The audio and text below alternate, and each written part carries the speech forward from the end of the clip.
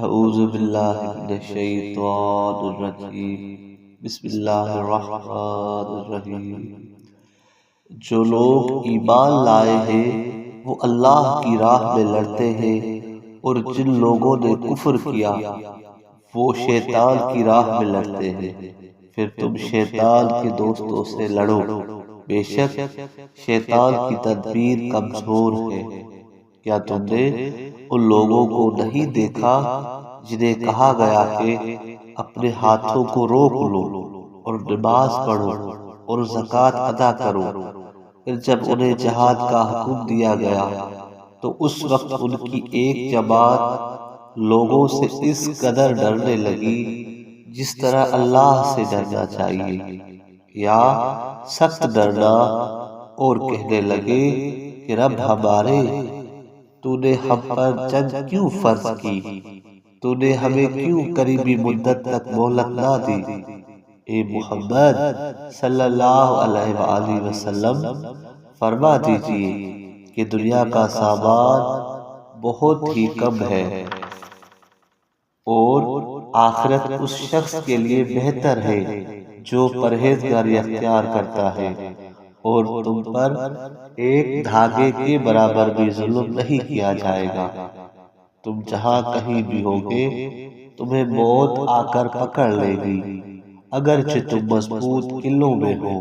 اور اگر ان یہودیوں اور منافقین کو کوئی اچھائی پہنچتی ہے تو کہتے ہیں کہ یہ اللہ کی طرف سے ہے، اور اگر انہیں کوئی برائی پہنچتی ہے تو کہتے ہیں کہ یہ تمہاری طرف سے ہے۔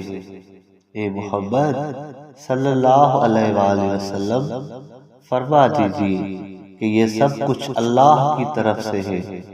پھر اس قوم کو کیا ہو گیا ہے کہ کوئی بات سمجھنے کے لیے تیار نہیں ہے؟ تمہیں جو اچھائی پہنچتی ہے وہ اللہ کی طرف سے ہے، اور تمہیں جو برائی پہنچتی ہے وہ تیرے اپنے نفس کی طرف سے ہے۔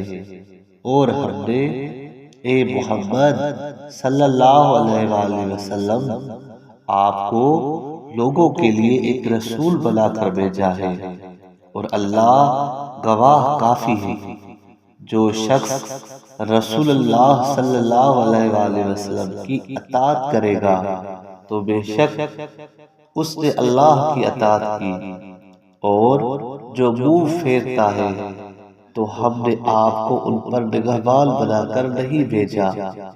اور منافق کہتے ہیں کہ ہم نے اطاعت کی، پھر جب وہ آپ کے پاس سے اٹھ کر باہر نکلتے ہیں تو ان میں سے ایک جماعت رات کو اس کے خلاف مشورہ کرتی ہے جو آپ کہتے ہیں، اور رات کو وہ جو مشورے کرتے ہیں ان کو اللہ لکھ رہا ہے۔ پھر آپ ان سے منہ پھیر لیں اور اللہ پر بھروسہ رکھیں، اور اللہ کارساز کافی ہے۔ کیا پھر یہ منافقین اس قرآن میں غور نہیں کرتے؟ اور اگر یہ قرآن اللہ کے سوا کسی اور کی طرف سے ہوتا تو ضرور اس میں بہت کچھ اختلاف، یعنی الٹی سیدھی جھوٹی اور باطل باتیں پاتے۔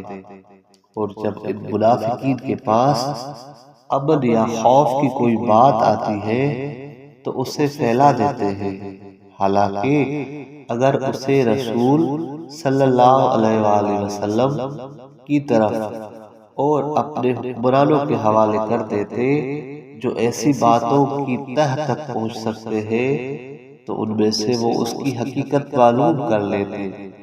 اور اگر تم پر اللہ کا فضل جو اسلام ہے اور اس کی رحمت جو قرآن ہے نہ ہوتی تو سوائے تھوڑوں کے تم شیطان کی پیروی کرتے، پھر اللہ کی راہ میں جنگ کرے۔ اے محمد صلی اللہ علیہ وآلہ وسلم، آپ کو صرف اپنی ذات کی حد تک تکلیف دی جاتی ہے، اور مومنین کو جنگ کی رغبت دلائے، شاید کہ اللہ کافروں کی جنگ کو روک دے۔ اور اللہ سخت قوت والا اور سزا دینے میں بھی سخت ہے۔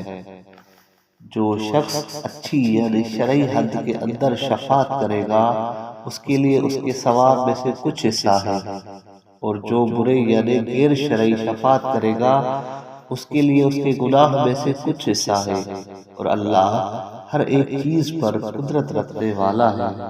صدق اللہ العلی العظیم۔